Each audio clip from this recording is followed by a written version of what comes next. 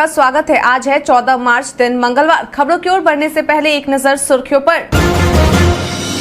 राज्य के अर्ध निर्मित 166 पंचायत सरकार भवन जल्द होंगे पूरे। H3N2 इन्फ्लुएंजा से ऐसे रहे सावधान। 18 मार्च से पैक्स कर्मियों की नियमावली होगी लागू।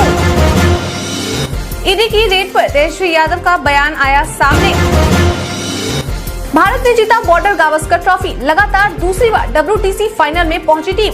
अब चलिए बढ़ते हैं बिहार के अब तक की 25 बड़ी खबरों की ओर विस्तार से। कर्मचारी चयन आयोग ने 5369 पदों पर निकाली वैकेंसी। कर्मचारी चयन आयोग ने SSC सिलेक्शन पोस्ट फेज 11 के अंतर्गत 5369 रिक्त पदों पर भर्ती निकाली है। इन पदों पर आवेदन के लिए इच्छुक उम्मीदवार 27 मार्च 2023 को 11:59 बजे तक आवेदन कर सकते हैं। बता दें कि इसके लिए आवेदन की पूरी प्रक्रिया ऑनलाइन ही होगी। इसके लिए आवेदन भरने के इच्छुक उम्मीदवार कर्मचारी चयन आयोग के आधिकारिक वेबसाइट www.ssc.nic.in पर जाकर ऑनलाइन मोड में आवेदन कर सकते हैं। आपकी जानकारी के लिए बता दें कि यह भर्ती SSC ने 10वीं 12वीं पास और ग्रेजुएट छात्रों के लिए है। मालूम हो कि एडमिट कार्ड परीक्षा से 7 दिन पहले जारी किया जाएगा। राज्य के अर्धनिर्मित 166 पंचायत सरकार भवन जल्द होंगे पूरे। अनुश्रवण पदाधिकारी कल्पना कुमारी द्वारा जारी की गई अधिसूचना के अनुसार यह जानकारी मिली है कि पंचायती राज विभाग के द्वारा वित्तीय वर्ष 2022-23 में राज्य में निर्माणाधीन पंचायत सरकार भवनों के पूर्ण होने के लिए राशि की स्वीकृति कर दी गई है। बता दें कि फिलहाल इन अर्धनिर्मित भवनों का पूरा करने के लिए पंचायती राज विभाग के द्वारा 324,20,709 रुपए जारी कर दिए गए हैं। मालूम हो कि इसकी जानकारी विभाग की ओर से महालेखाकार बिहार को दे दी गई है। आपकी जानकारी के लिए बता दें कि विभाग के द्वारा जारी किए गए इन पैसों से पंचायती राज विभाग के 3 जिलों गोपालगंज, रोहतास व पूर्वी चंपारण के 166 अर्धनिर्मित पंचायत सरकार भवन के निर्माण कार्य को पूरा किया जाएगा।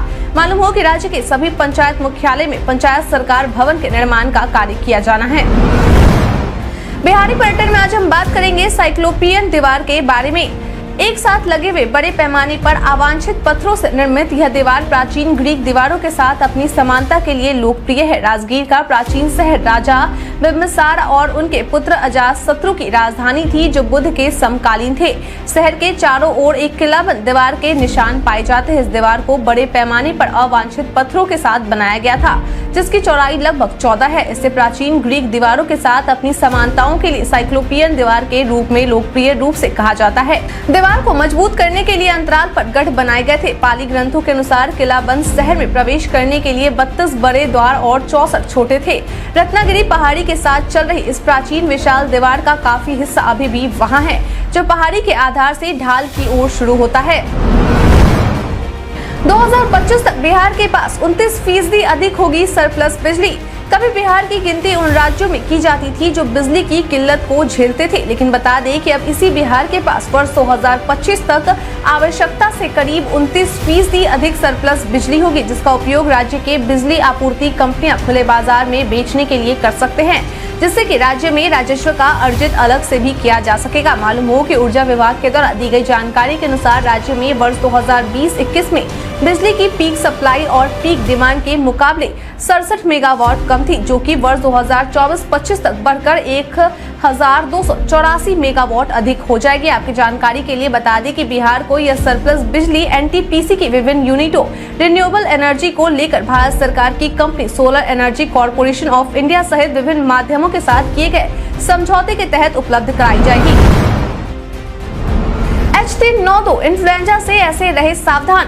इन दिनों पूरे देश में H3N2 इन्फ्लुएंजा के बढ़ते मामले को देखते हुए केंद्र सरकार के द्वारा चिंता व्यक्त की गई है। वहीं इस मामले पर दिल्ली एम्स के पूर्व अध्यक्ष डॉक्टर रणदीप गुलेरिया के द्वारा इससे सावधान कैसे रहा जा सकता है, इसके बारे में जानकारी दी गई है। उन्होंने कहा है कि अगर इस वायरस से बचना है तो कोविड अनुरूप व्यवहार करने की आवश्यकता है। उन्होंने कहा कि फेस मास्क और हाथ धोने की आदत का पालन करें। इसके साथ ही सभी को टीका लगवाना भी बेहद जरूरी है। इसके अलावा सोशल डिस्टेंसिंग का भी पालन करना अनिवार्य है। इस वायरस से खास तौर पर बच्चे और बूढ़े बुजुर्गों को बचाने की जरूरत है, इसलिए मास्क पहनना बेहद जरूरी है। उन्होंने कहा कि इसके साथ ही आप घर में मौजूद बुजुर्ग और अन्य बीमार लोगों को अलग थलग रख सकते हैं।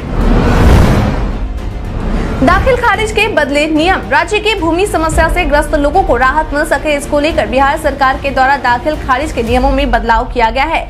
बता दें कि अब दाखिल खारिज से जुड़े वैसे मामले जो 2006-7 के पहले के हैं, उसके निष्पादन के लिए अब लोगों को ऑनलाइन आवेदन नहीं करना होगा, बल्कि जिला भूमि सुधार उप समाहर्ता यानी कि DCLR कोर्ट में जाकर अपना अपील दायर करना होगा। मालूम हो कि इसके लिए सॉफ्टवेयर में जरूरी संशोधन कर दिया गया है। इस बात की जानकारी राजस्व एवं भूमि सुधार विभाग के सचिव जयसिंह के द्वारा सभा समाहर्ता को एक पत्र लिखकर दिया गया है। वह इसको लेकर सभी DCLR को यह निर्देश दे दिया गया है कि दाखिल खारिज अपील वाद मामले में वर्ष 2006 से 7 के पूर्व के मामलों को भी ऑनलाइन स्वीकार करने की कार्रवाई सुनिश्चित कर ले।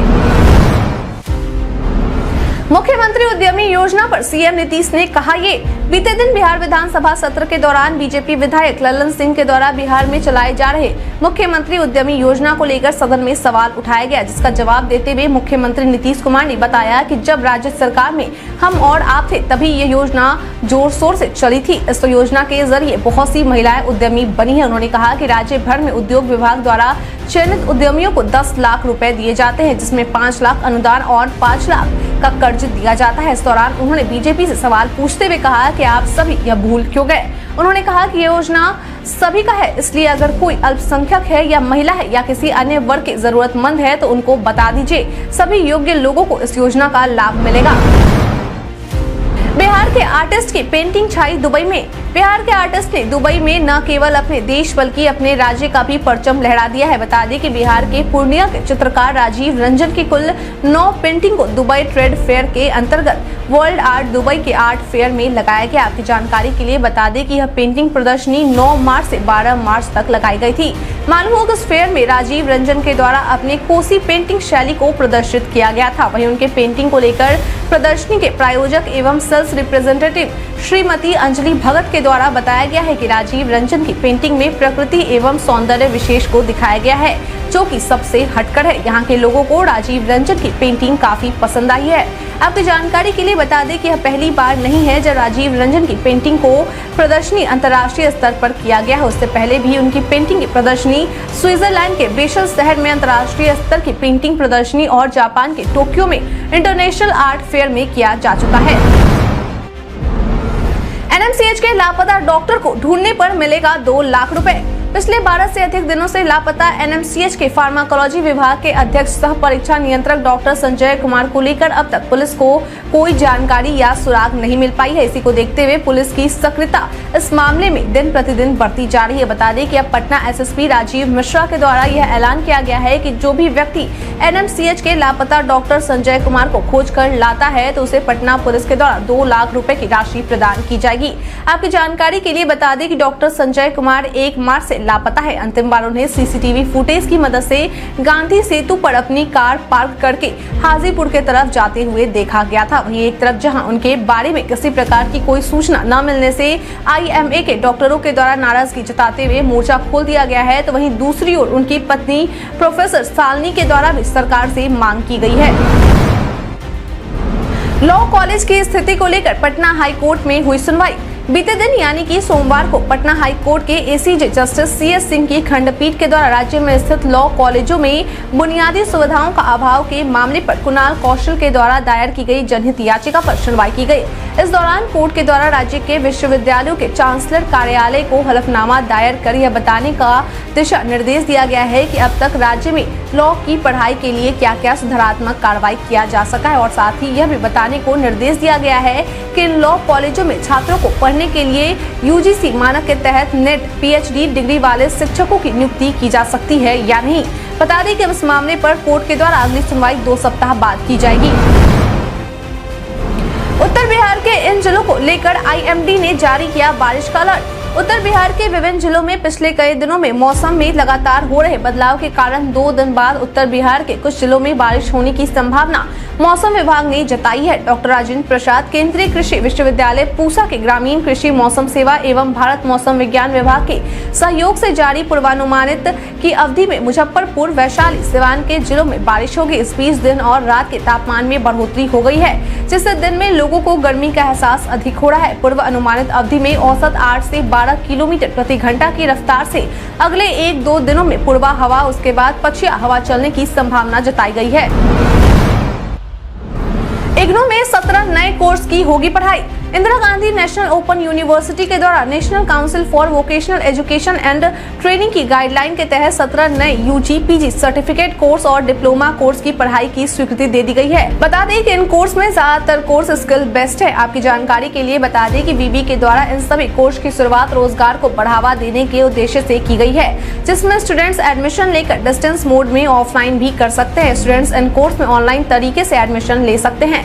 इसके अलावा कुछ नए कोर्स की शुरुआत पीजी के लिए भी की गई है, जैसे फ्रेंच और रसायन आदि। बिहारी पहचान में आज हम बात करेंगे रामनाथ गोयनका के बारे में।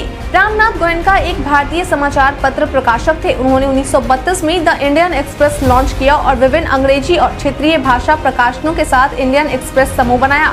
2000 में इंडिया टुडे पत्रिका ने उन्हें 100 पीपल हु सेव्ड इंडिया की सूची में शामिल किया। पत्रकारिता पुरस्कारों में रामनाथ गोयनका उत्कृष्टता रामनाथ गोयनका के नाम पर पत्रकारिता के क्षेत्र में भारत के पुरस्कारों में से एक है। बता दें कि 1971 के भारतीय आम चुनाव में गोयनका को भारतीय जनसंघ के उम्मीदवार के रूप में विदिशा लोकसभा क्षेत्र से लोकसभा सदस्य के रूप में चुना गया था। भारत के आपातकाल के दौरान रामनाथ गोयनका उन कुछ व्यापारियों और पत्रकारों में से एक थे जिन्होंने इंदिरा गांधी सरकार का विरोध किया था। मनीष कश्यप की गिरफ्तारी पर बोले एडीजी। तमिलनाडु मामले में सोशल मीडिया पर तथा कथित हिंसा की खबर को फैलाने वाला यूट्यूबर मनीष कश्यप फरार चल रहा है और लगातार दिल्ली में कई मीडिया चैनलों को इंटरव्यू दे रहा है। वहीं अब इसकी गिरफ्तारी को लेकर पुलिस मुख्यालय के एडीजी जितेंद्र सिंह गंगवार के द्वारा यह कहा गया है कि इस मामले को लेकर पुलिस की टीम गठित की गई है, जो लगातार छापेमारी का काम कर रही है और बहुत जल्द ही आरोपी को गिरफ्तार कर लिया जाएगा। उन्होंने बताया कि अब तक 2 आरोपितों को गिरफ्तार किया जा चुका है और अन्य की भी जल्द ही कर ली जाएगी। मुख्यालय की ओर से पुलिस के कल्याण के लिए भी कदम उठाए गए। उन्होंने बताया कि बीमारी के हालत में पुलिस कर्मियों को 3 लाख तक का ब्याज रहित सहयोग दिया जाएगा, जिसके बाद पुलिसकर्मी वे रकम 6 महीने के बाद किस्तों में वापस कर सकते हैं। इसके अलावा पुलिसकर्मी को अपने बच्चों के लिए स्टडी के लिए जो भी कर्ज दिए जाते थे उसे भी अब दोगुना कर दिया गया है। 18 मार्च से पैक्स कर्मियों की नियमावली होगी लागू। सहकारिता विभाग के द्वारा अधिसूचना जारी कर यह जानकारी दी गई है कि विभाग की ओर से जारी आदेश के बाद राज्य में पैक्स कर्मियों की नियमावली 18 मार्च से प्रबंध समिति की बैठक कर लागू कर दी जाएगी। आपकी जानकारी के लिए बता दें कि इस नियमावली को प्रबंध समिति के द्वारा मुहर लगाए जाने के बाद लागू किया जाएगा। मालूम हो कि वर्ष 2008 के बाद पैक्सों को स्वायत्तता मिलने के बाद यह पहली बार है जब पैक्स कर्मियों के लिए सेवा नियमावली तैयार की गई है। इस नियमावली में पैक्स कर्मियों की संख्या, पात्रता एवं नियुक्ति प्रक्रिया भी शामिल होंगी। वहीं 18 मार्च को होने वाले बैठक के बाद विभाग के द्वारा इसकी सूचना जिला सहकारिता पदाधिकारी को विभागीय वेबसाइट पर ऑनलाइन देने को कहा गया है। तेज प्रताप के घर चोरी को लेकर जिस पर कराया गया था केस दर्ज, उसने कहा ये। राजद सुप्रीमो लालू प्रसाद यादव के बड़े बेटे और नीतीश सरकार में पर्यावरण एवं वन मंत्रालय मंत्री तेज प्रताप यादव के घर 3 स्टैंड रोड से लाखों की चोरी हो गई थी, जिसको लेकर तेज प्रताप यादव के निजी सहायक के द्वारा सचिवालय थाना में होली खेलने आए कलाकारों के खिलाफ तेज प्रताप यादव को जान से मारने की धमकी और चोरी करने को लेकर FIR दर्ज करवाया गया था। वहीं अब जिसके खिलाफ FIR दर्ज करवाया गया था उसने बताया है कि उसका संबंध तेज प्रताप यादव से 20-25 साल पुराना है और आए दिन उनका मंत्री से बात होते रहता है। वहीं दीपक के मुताबिक तेज प्रताप यादव ने होली कार्यक्रम को लेकर वृंदावन से एक मंडली मंगवाई थी, जिसे 60,000 रुपए में तय किया गया था, लेकिन मंत्री के सहायक के द्वारा एडवांस के रूप में ऑनलाइन तरीके से 10,000 रुपए भेज दिए गए थे। दीपक का आरोप है कि कई बार मांगने के बाद भी मंत्री के द्वारा तय की गई राशि उन्हें नहीं दी गई है। विजय सिन्हा ने जमकर सीएम नीतीश पर साधा निशाना।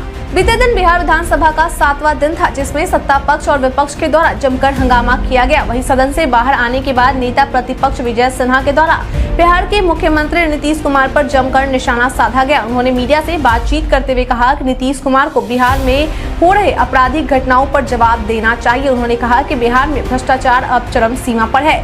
चिटली में जो नरसंहार हुआ उस पर सरकार की ओर से कुछ नहीं बोला गया, जबकि सरकार को इस मामले पर संज्ञान लेना चाहिए था। इसके अलावा तमिलनाडु में जो मजदूर मारे गए हैं और उस पर जो जांच हुई है उस पर भी सदन में सरकार को अपनी बातें रखनी चाहिए थी।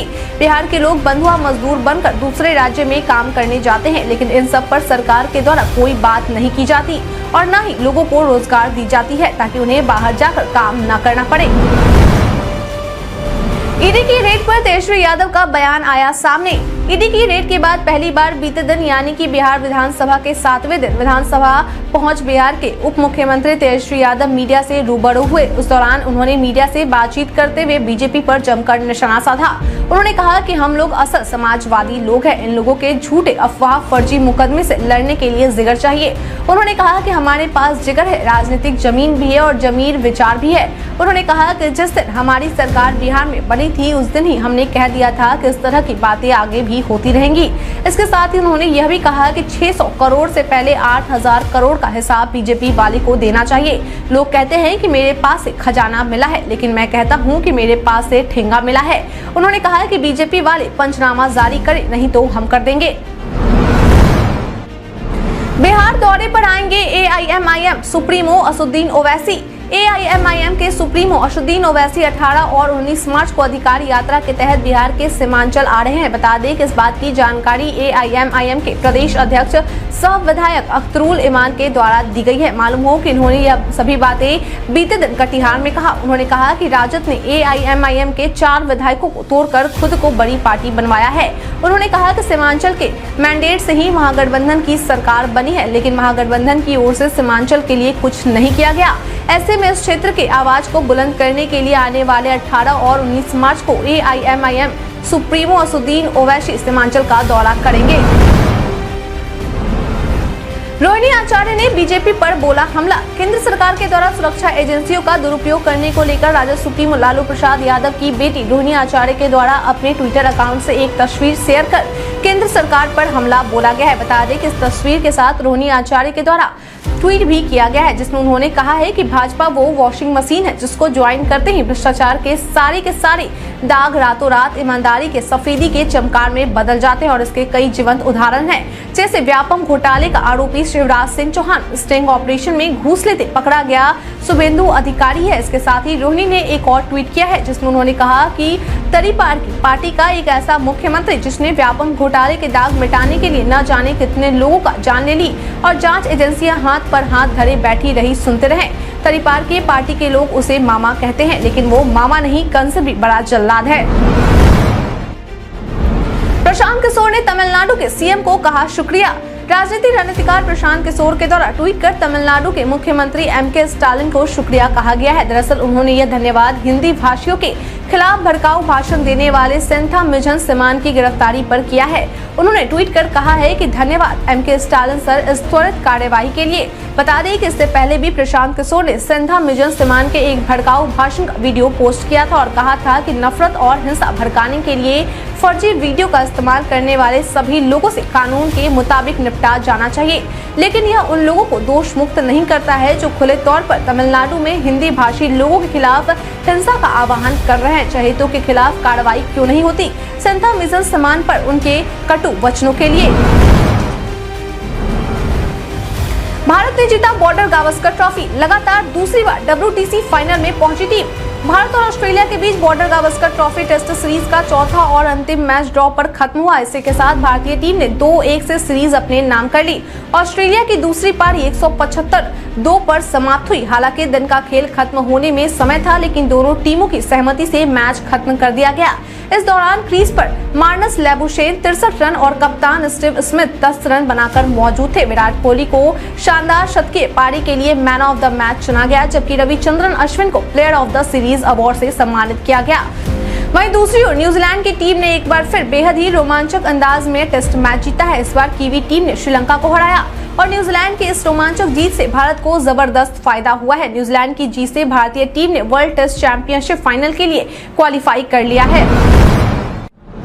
भारत के इतिहास में आज की तारीख है बेहद खास। सन 1931 में भारत की पहली बोलती फिल्म आलम आरा का मुंबई में प्रदर्शन हुआ। सोनिया गांधी 1998 में पहली बार कांग्रेस अध्यक्ष बनी। गणित प्रेमियों के लिए खास दिन पाई डे 1988 में पहली बार मनाया गया। बॉलीवुड के मिस्टर परफेक्शनिस्ट कहे जाने वाले आमिर खान का 1965 में जन्म हुआ। मणिपुर की मानवाधिकार कार्यकर्ता इरोम चानू शर्मिला का 1972 में जन्म हुआ। 1963 में भारत के प्रमुख स्वतंत्रता सेनानी जय नारायण व्यास का निधन हुआ। 2010 में ज्ञानपीठ पुरस्कार से सम्मानित मराठी कवि गोविंद विनायक करंदीकर का निधन हुआ। वायरल खबर में आज हम बात करेंगे प्रधानमंत्री कन्या आशीर्वाद योजना के बारे में। सोशल मीडिया पर कई सूचनाएं वायरल होती है, लेकिन सभी सच हो ये जरूरी नहीं। ऐसी कड़ी में आज हम बात करेंगे प्रधानमंत्री कन्या आशीर्वाद योजना के बारे में। दरअसल पीआईबी ने अपने एक ट्वीट में लिखा है कि गवर्नमेंट ज्ञान नामक यूट्यूब चैनल का एक वीडियो में दावा किया गया है कि केंद्र सरकार प्रधानमंत्री कन्या आशीर्वाद योजना के तहत सभी बेटियों को 1,80,000 रुपए की नगद राशि दे रही है। पीआईबी ने अपने ट्वीट में आगे लिखा है कि यह वीडियो फर्जी है। केंद्र सरकार द्वारा ऐसी कोई योजना नहीं चलाई जा रही है। व्हाट्सएप ग्रुप एडमिन्स को मिली एक खास पावर। अगर आप व्हाट्सएप का इस्तेमाल करते हैं तो आप किसी न किसी व्हाट्सएप ग्रुप में जरूर जुड़े हुए होंगे। कुछ लोग इसके एडमिन यानी ग्रुप के मालिक होते हैं। वही अब व्हाट्सएप ग्रुप एडमिन्स को व्हाट्सएप ने एक खास पावर दे दी है। व्हाट्सएप के डेवलपमेंट पर नजर बनाए रखने वाली वेबसाइट WA बीटा इन्फो के मुताबिक व्हाट्सएप एक नए फीचर पर काम कर रहा है जो ग्रुप एडमिन को नए पार्टिसिपेंट को अप्रूव करने की सुविधा देगा। यानी नए अपडेट के बाद यदि कोई व्यक्ति ग्रुप से जुड़ना चाहता है तो उसे पहले ग्रुप एडमिन अप्रूवल देगा और तभी वह व्यक्ति ग्रुप से जुड़ पाएगा। ग्रुप एडमिन को ये खास पावर मिलने के बाद जो सबसे महत्वपूर्ण बात है वो ये है कि इससे स्पैम मैसेज और मंचलों का ग्रुप से दूर रखा